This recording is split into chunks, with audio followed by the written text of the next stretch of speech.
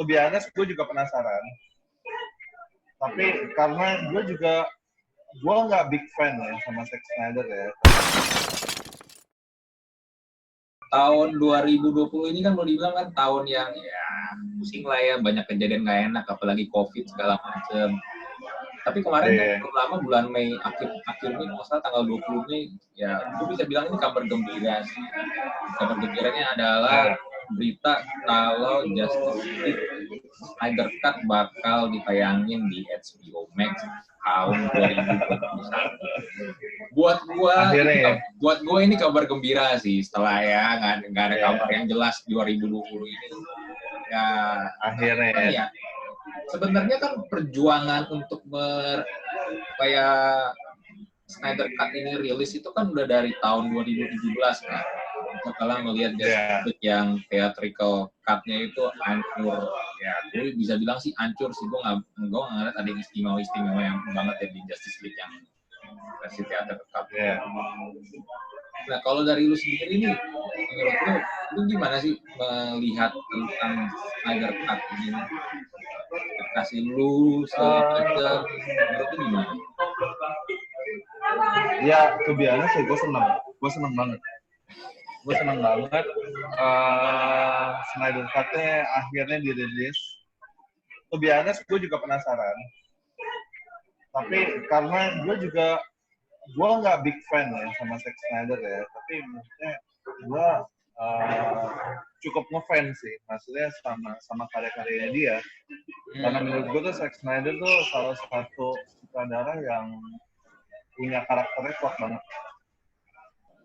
Dalam segi angle, dalam segi sinematografi, kalau gue orang desain, gue ngeliatnya dari segi artnya gitu. Itu kuat banget. Ya lo tau lah, lo dari 300, dari Man of Steel, dari Batman vs Superman gitu. Despite all the weakness, despite all the fail yang di storyline-nya segala macam, tapi secara artistiknya tuh dia tuh dapat banget untuk bikin film itu sebagai sebuah komik menurut gue itu. Sama halnya kayak Guillermo del Toro, itu gue suka banget karya-karyanya dia. Dia udah terkenal nyentrek banget, dan itu gila banget menurut gue, itu gila banget. Maksudnya sutradara seperti itu yang justru harusnya tuh yang bisa menjadi role ya menurut gue ya di dalam dunia perfilman gitu. Itu adalah sutradara yang menurut gue idealis, tapi dia pasti punya fanbase sendiri gitu untuk dari karya-karyanya itu tuh pasti dia punya fanbase sendiri, dan despite semua orang-orang komen segala macam, ya kayak lu juga nggak prefer untuk Man of Steel kan sih, kalau nggak salah kan, lu pernah ngomong sama gue kan. Iya. Tapi gue pribadi, gue suka banget sama Man of Steel. Menurut gue itu fresh banget. Maksud gue yang di itu nama si Zack Snyder tuh waktu itu tuh fresh banget menurut gue. Dan ya it's really good to see the movie gitu maksud gue. Jadi gue cukup seneng sih, maksud gue Zack Snyder tuh yang Justice League-nya tuh bakal dirilis. Tapi untuk soal ekspektasi, again, gue nggak mau expect banyak. To be honest, gue nggak akan expect banyak. Maksud gue, biar gimana itu adalah cancel product bisa dibilang. Dan udah kayak gitu, yang akan dirilis nanti, itu kan yang gue denger kan dia kan masih harus reshoot dan finishing dari produknya itu kan? Iya, benar. Kalau nggak salah, cost-nya sekitar 20-30 juta US dollar. Exactly. Maksud gua gini, dengan budget yang ada tadinya untuk theatrical movie, sama sekarang budget yang untuk finishing doang, oke lah, itu cuma finishing doang. Cuman kan kita kan nggak pernah tahu, maksudnya kan gue lupa deh berapa sebetulnya si Zack Snyder tuh udah nge-reshoot berapa persen ya. Cuman kan ya masalah finishingnya itu kan budget antara untuk bisa dibilang HBO Max itu kan lu kan masuk ke dalam TV series, ya kan? Maksudnya budget untuk TV series dan budget untuk movie itu akan beda sih menurut gua. Dan yang gua nggak expect banyak di sini adalah hasilnya nanti, misalnya finishingnya gitu, apakah akan sesuai atau enggak gitu loh. Maksudnya dengan visinya si Zack Snyder yang pertama kali. Itu yang gue takutin sih. Maksudnya itu yang gue nggak expect banyak dan saya. Walaupun emang TV series sekarang udah gila-gila banget sebetulnya. Maksudnya dari segi finishingnya itu udah bagus banget. Ya let's say lah, lu kayak nonton Mandalorian, kayak nonton Game of Thrones, itu kan efeknya kan udah gila banget. Untuk sekelas TV series itu udah gila banget.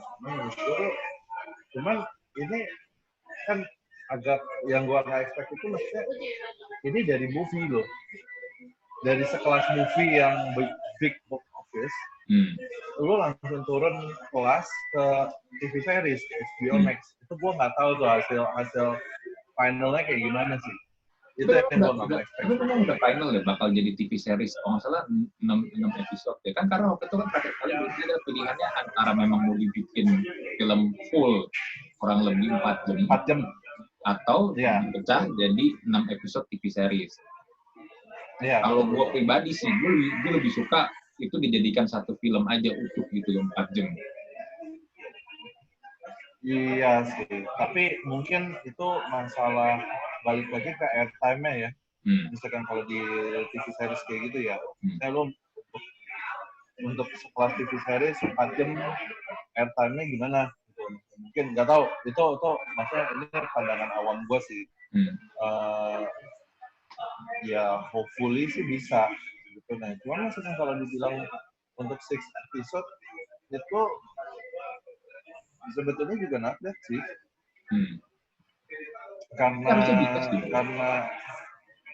harusnya sih bisa sih bro, karena HBO Max itu kan kayak Netflix, itu kan on demand. Itu kan on demand kan, itu kan on demand. Maksudnya bukan wah acara ini ada jatah jam tayangnya berapa menit, berapa jam gitu. Itu kan on demand. Nah di sana ya udah, kalau nonton ini ya udah Netflix. Itu kan on demand, harusnya bisa sih. Cuman yang itu kembali lagi pilihannya apakah mereka mau pecah dijadiin satu film. Cuman kalau mau dipikir, kalau mau dipecah jadi 6 episode itu juga agak terlalu panjang untuk satu Justice League menurut gua. unless dia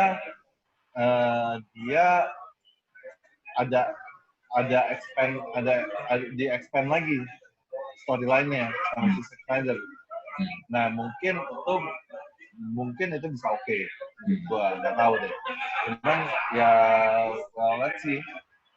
Cuman ya gue sih happy sih, maksudnya secara itu gue happy sih. Maksudnya katanya kan yang terakhir itu yang Justice League Dark Apocalypse itu kan visionnya itu kan dapat dari idenya si Zack Snyder kan. Kalau lu udah nonton, lu nonton belum? Gue nonton. Udah nonton kan? Itu katanya tuh ide storyline-nya itu dapat dari triloginya si ide triloginya si Zack Snyder katanya. Jadi mirip-mirip seperti itu. Katanya sih gitu. Jadi menurut gua, dan itu pas gua udah nonton itu bagus sih.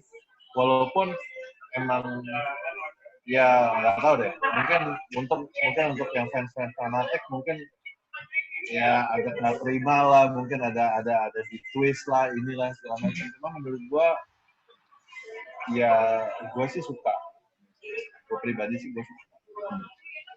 Tapi ini menariknya ini sih menurut gue ya, yang dari tentang kemarin pas lagi Snyder Cut ini gagal dan ya semua akhirnya kita lihat itu karya Joss Whedon begini. Gue nggak menyalahkan Joss Whedon juga dengan dia bikin Justice League versi teater, karena kalau dari gue yang gue lihat, gue yakin dia juga di posisi juga kepepet serba salah. Dia harus menggantikan sutradara lain di tengah-tengah ya, dengan segala tuntutannya, segala macam. Gue jujur ya, gue benci dengan para petinggi Warner Bros itu karena intervensinya itu terlalu parah. Ya, mereka udah bikin satu set set benchmark dengan bikin The Dark Knight triloginya Christopher Nolan, ya itu very successful lah. Maksudnya even yang dari trilogi itu kan film The Dark Knight itu film kedua itu yang Joker itu kan itu benar-benar itu banget, kenapa itu masterpiece banget. Even Christopher Nolan sendiri ketika mau lagi merilis film yang ketiganya pun nggak bisa menyamai level The Dark Knight. Ya. Dan Warner Bros tuh kayaknya tuh ketika mau melihat suksesnya Marvel dengan produk Avengers-nya atau Cinematic Universe, mereka pengen bikin di DC juga kan. Tapi ya kita lihat Nasia satu pengen ngejar Marvel, yang kedua juga pengen at least selevel dengan apa yang udah Christopher Nolan kerjakan. Itu kan susah kan. Maksudnya film itu biar gimana pun itu art kan. Lu nggak bisa. Satu sisi lu udah sukses itu pengen nyamain lagi, itu kan susah banget. Apalagi ini beda orang yang kerjain, beda orang, beda konsep, beda project. Nah, iya. Makanya itu gue bilang sih itu salah strategi juga sih. Maksudnya oke lah, yang apa yang terjadi sama si Snyder pun juga di keluarganya juga. Ya kita kan itu benar-benar bencana lah ya. Kita udah nggak bisa ini. Tapi menurut gue salah strateginya itu adalah pendekatannya dipindah ke Joss Whedon, which is yang jalurnya nggak sama gitu loh maksudnya. Maksudnya karyanya si Joss Whedon dan karyanya si Zack Snyder itu nggak bisa dibandingkan apa-apa menurut gua, karena itu udah beda dari segi artnya udah beda. Dan itu yang nggak bisa digabungin menurut gua. Sementara gua bilang dari awal itu gua pikirnya Warner Brothers itu akan stick sama si Zack Snyder untuk sebagai guideline dari art direction-nya si Justice League, art direction-nya si DC.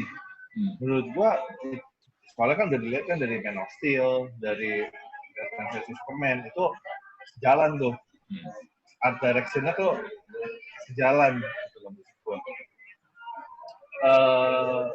Dan when it comes to Joss Whedon itu benar-benar totally kacau jadinya, totally kacau banget.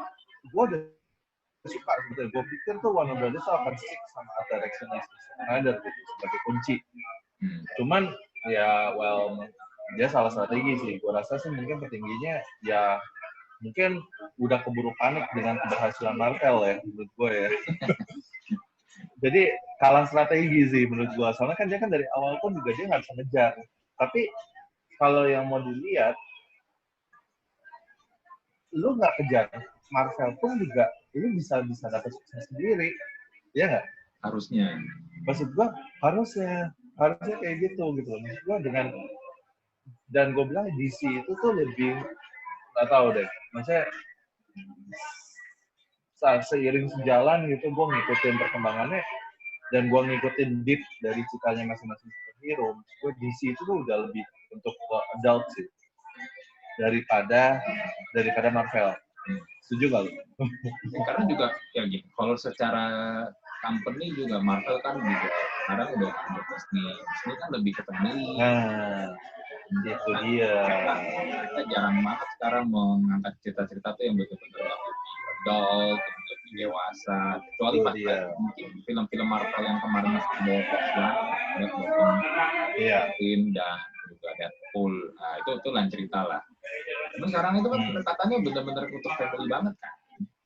Betul. Maksud gua kalau emang mau, kenapa Warner Brothers tuh ngejar di jalur yang sama, nggak akan kekejar. Kalau mau dia ngejar itu ya lewat jalur yang lain, gitu.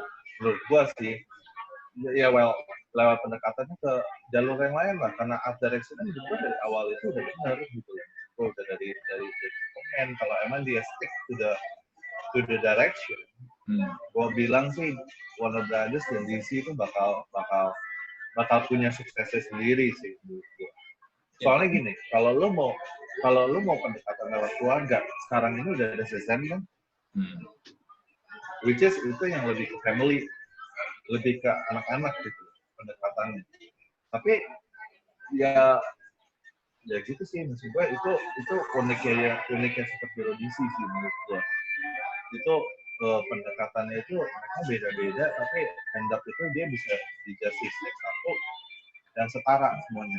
Itu yang gue demen dari DC. Karena di Superman pun di Justice League, kalau melihat baca komiknya dan nonton film animasinya, Superman pun juga dia pun harus punya tim untuk ngalahin musuh. Dia nggak bisa sendirian, ya kan? Bukannya kayak kemarin tiba-tiba Superman muncul, Stephen Wolf langsung kalah, langsung itu udah selesai. Gila, itu gue bete banget cuy. Ya, itu sering banget sih memang, biasa. Ini yang gue lihat sih bro ya. Ya, gue juga sebagai penikmat komik superhero, yang gue lihat adalah Marvel dan DC beda pendekatan gitu. Tadi kan juga sepakat pendekatan masing-masing. Marvel memang udah bangun itu dari awal tahun 2008, mulai startnya dari Iron Man kan. Sampai mereka bikin project sampai kemarin terakhir game. Nah, setelah itu ya kita belum tahu lagi lah ke depannya kayak gimana kan nanti project ini bakal ya menurut gue itu sukses besar. Menurut gue sukses besar, walaupun buat gue nggak semua film-film Marvel-nya itu juga bagus ya. Kalau lu perhatiin di awal-awal, di PS1 itu Captain America, Thor, segala macam itu filmnya juga sebenarnya nggak bagus. Menurut gue nggak bagus. Tapi setelah Avengers pertama, itu baru kelihatan mulai itu pendekatannya juga lebih bagus, pemilihan saudaranya juga yang lebih oke, kayak semenjak Russo Brothers juga mulai join. Kita kan ada beberapa film yang Russo Brothers Sutradara itu filmnya secara seru ya kan, tegang ya. Itu kan yang Marvel lakukan tuh 10 tahun. Yang 10 tahun mereka bangun. Mereka perkenalkan tokohnya itu satu-satu.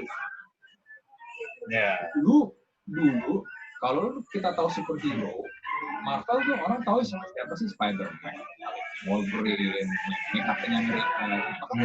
Iron Man kan superhero kelas A. Walaupun banyak pegang peran penting ya di dunia Marvel. Tapi kan mereka pindah perkenalkan tadi satu. Siapa yang bilang tau buat Guardian of Galaxy? Kan? Oh lu kan bener-bener komik banget kan? Mereka perkenalkan Guardian of Galaxy, orang jadi kenal ada Guardian of Galaxy gini segala macam. Nah, itu kan sebenarnya kalau gue tuh mereka tuh punya bahan tuh banyak banget ya. Terutama dari Superman. Soalnya gue bilang sih, soalnya kalau Marvel itu menurut gue mereka udah terplanning dari awal. Jadi mereka udah ada, menurut gue ya, nggak tahu, itu menurut pandangan gue. Maksudnya dengan dia memperkenalkan Iron Man dulu, terus dibikin Captain America, terus dibikin, mungkin awalnya kan mereka kan bukan itu kan, ada Fantastic Four dulu segala macam, walaupun itu beda franchise. Tapi maksud gue dengan dia mereka pertama kali perkenalkan si Iron Man itu udah menjadi, mereka udah punya rencana sih. Mereka udah planning berapa phase. Iron Man itu dilempar sebagai percobaan buat Iron Man, Captain America, Thor. Well, itu kan tokoh kunci. Jadi itu yang udah dilempar duluan sebelum mereka planning untuk bikin Avengers. Gitu. Cuman misalkan kalau si DC kan kayaknya kan dari awal kan dia kan nggak ada visi ke sana. Iya. Kalau jadinya makanya itu semuanya dilepas sama dia. Kalau kita baca plannya itu tuh sebenarnya mereka tuh strateginya adalah inverse. Inverse dalam arti gini, mereka langsung mulai dengan Man of Steel, lalu Batman versus Superman, lalu trilogi Justice League. Tapi di saat di perjalanan untuk sampai trilogi Justice League itu film-film kayak Wonder Woman, Aquaman itu sebenarnya akan memang ya selain udah ada dan akan ada gitu kan. Jadi baru diperkenalkan nanti. Ya tapi kalau yang gue lihat sekarang ini adalah gini kondisinya. Nggak semua penonton itu kan dengar komik, membaca komik kan. Kalau gue sama lu, kalau itu dijalankan, misalnya project itu dijalankan dengan first game itu, ya kita pen-pen aja, kita udah kenal mereka. Coba misalnya gini deh, kita gampang istri gue deh, gue ajak nonton. Awal-awal nih nonton Justice League bingung. Ini siapa? Cyborg begini. Apalagi kan yang tadinya film berapa jam dipotong jadi 2 jam itu kan cepet banget kan. Udah kelar. Makanya gue bilang nggak dapet. Makanya gue bilang maksimalnya nggak dapet. Gue bilang itu salahnya itu di Justice League-nya. Sebetulnya secara strategi kalau emang tetap nih si Warner Brothers yang mengejar, ya sebetulnya ya dia akan kayak gue bilang nggak akan dikejar, tapi dia akan bisa catch one day dia bakal bisa catch up sebetulnya. Tapi dia udah salah strategi di Justice League. Menurut gua, soalnya karena mereka itu ruin di Justice League sendiri, mereka yang nggak sabaran istilahnya. Iya betul. Jadi mereka udah langsung engage Joss Whedon, udah langsung di-cut aja trilogi jadi satu doang, udah selesai. Padahal kan nggak begitu planningnya kan. Ya itu salah, itu gamblingnya mereka sih sebetulnya, dan nggak berhasil. Tapi menurut gue salahnya di situ, soalnya misalkan kalau dia udah bisa memperkenalkan karakter itu dengan baik di Justice League, entah itu dia mau di satu movie atau di 3 movie, gue rasa itu akan work out. Soalnya gue lihat deh, Wonder Woman berhasil, ya kan, Aquaman berhasil, Shazam berhasil. Maksudnya ya salahnya itu cuma di Justice League sih menurut gue. Dan ya salahnya lagi ya Batman-nya juga lepas kan, Ben Affleck-nya juga lepas. Sebetulnya itu doang sih. Jadi ya udah jadi kacau semuanya. Ya untung aja sih Henry Cavill katanya mau balik lagi kan. Jadi Cavill mau balik lagi.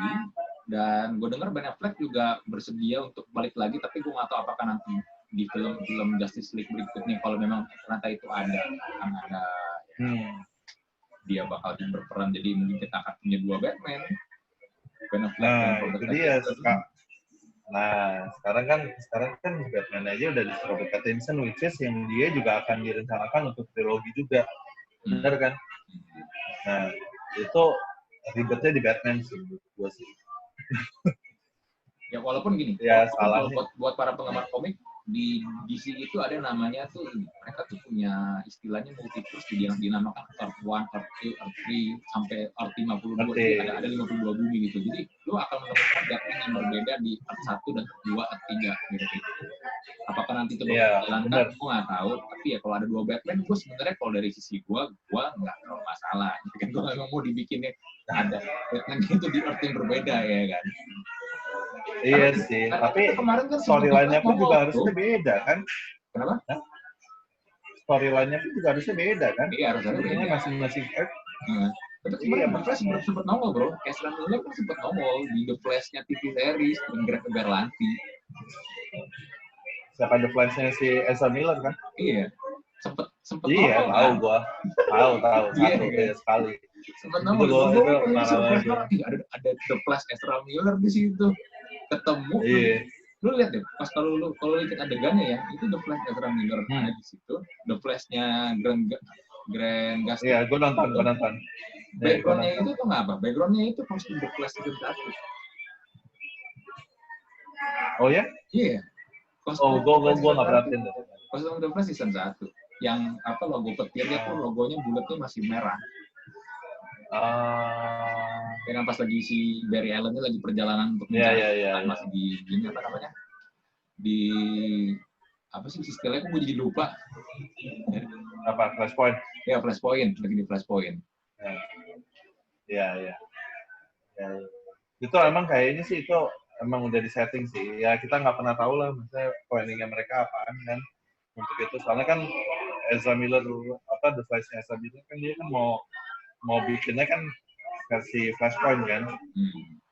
Katanya, cuman ya nggak tahu tuh, maksudnya entar kalau udah Flashpoint kayak gitu di rebootnya kayak gimana itunya. Soalnya yang di Justice League Dark Apocalypse pun juga terakhirnya itu juga si The Flash disuruh sama Konstantin untuk nge-reboot semuanya kan, balik lagi kan. Ya, nah itu kan terjadi gara-gara Iya, gantung banget kan istilahnya. Nggak tahu deh. Gitu. Cuman, ya nggak tahu lah. Maksudnya buat fans fanatik ya just keep it open-minded sih menurut gua.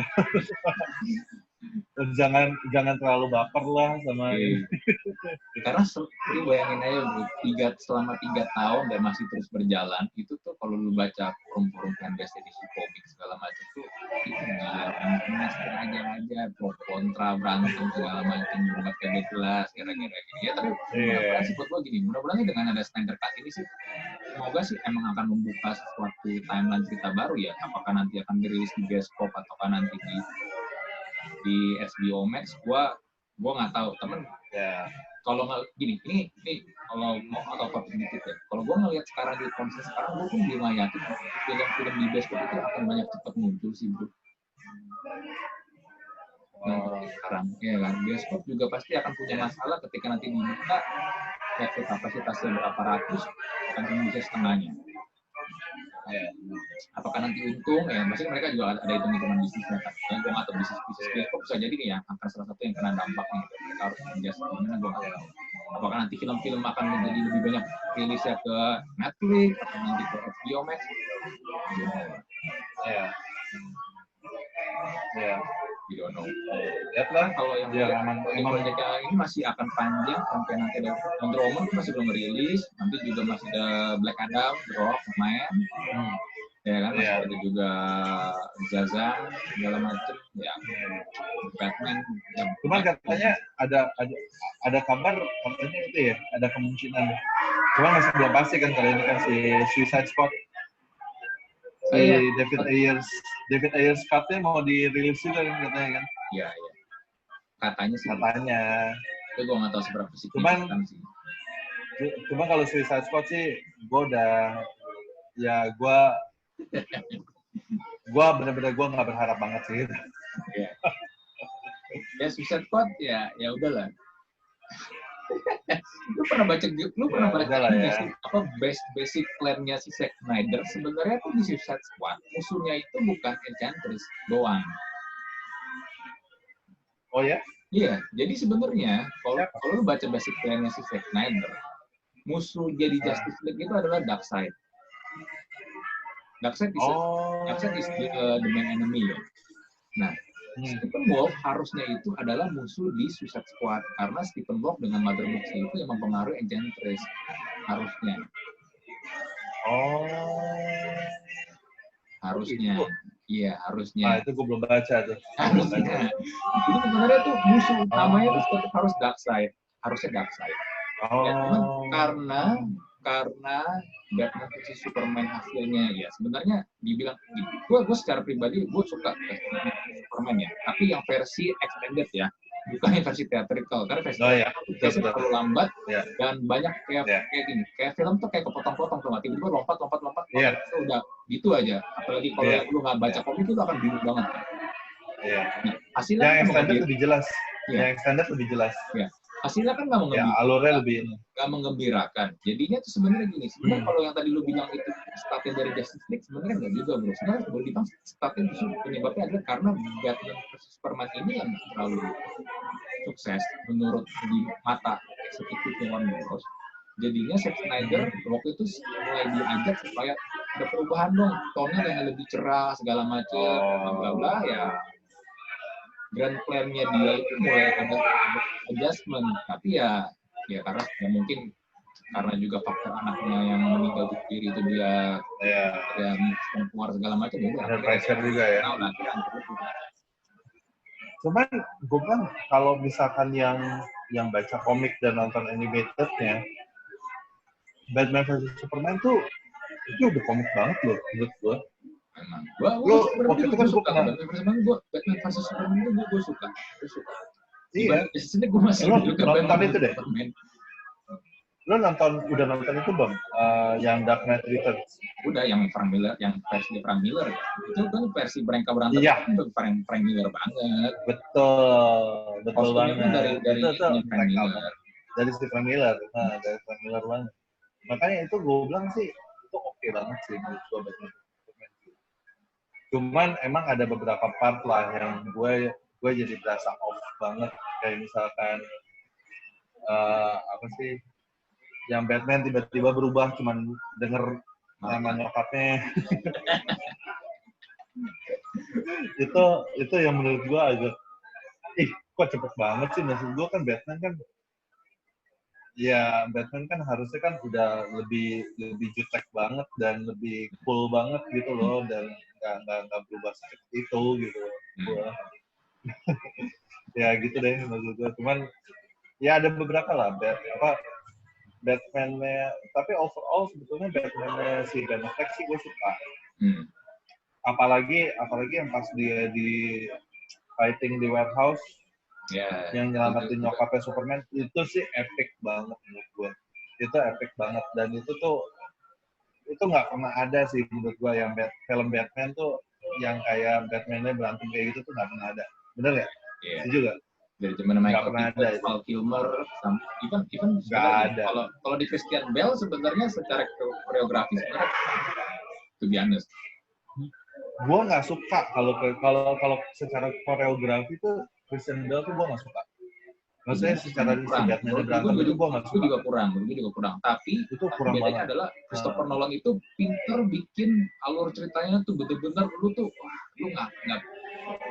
nggak bakal bisa pengen apa ya, mata lu sampai berkedip gitu, lu bakal ngikutin terus karena tuh ini bener banget di situ bener-bener ini bagus banget. Iya benar-benar.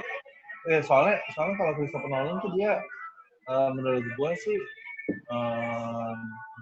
alur ceritanya itu balance antara Batman sebagai detektif dan Batman sebagai superhero. Itu balance menurut gue.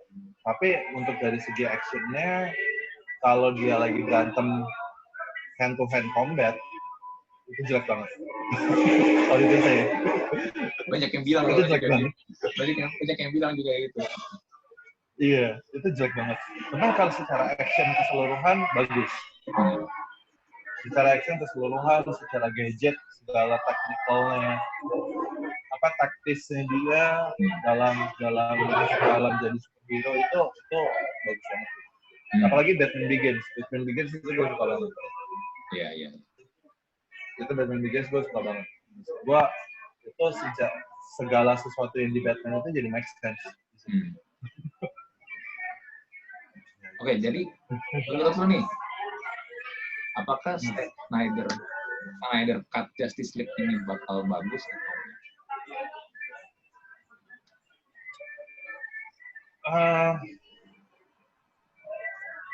Nah itu yang gue belum bisa bayangin. Maksud gue, tapi yang pasti kalau mau dilihat dari hasil karyanya Zack Snyder sih, secara visual pasti akan memuaskan mata menurut gue. Cuman untuk storyline, we'll see. Soalnya kayaknya kalau si Zack Snyder menurut gue tuh dia nggak terlalu kuat di storyline. Dia memang lemah sih. Menurut gue ya. Biasa memang dia agak lemah. Dia lemah di sini. Dia agak lemah di storyline. Dia memang lemah. Maksudnya Man of Steel aja juga sebetulnya banyak banget failnya. Maksudnya adegan-adegannya yang segala macam itu banyak banget. Cuman yang gue suka dari si film-film Zack Snyder itu tuh kayak Man of Steel, misalkan. Perpaduan antara sinematografi, art sama adegannya itu tuh emosional. Itu lo bisa ngebawa emosi dan di situ dia menangnya. Untuk storyline secara, jadi orang tuh kadang yang nggak ini, yang mungkin yang baperan kayak gue gitu, itu akan don't give a damn about the storyline gitu. Yang penting gue ngeliatnya enak. Kalau gue ngeliatnya enak dan ya everything still make sense, ya udah menurut gue itu gue fine aja. Cuman emang kalau mau dilihat lagi storyline-nya emang Zack Snyder sih lemah sih. Dia lebih kuat si Christopher Nolan kalau secara storyline. Tapi secara artistik dan untuk kepuasan mata lo, gue jamin sih kayaknya sih Zack Snyder sih bisa achieve Justice League-nya sih bagus sih. Karena dia istilahnya dia visionernya, pasti dia punya udah punya gambaran sendiri, dia punya konsep sendiri.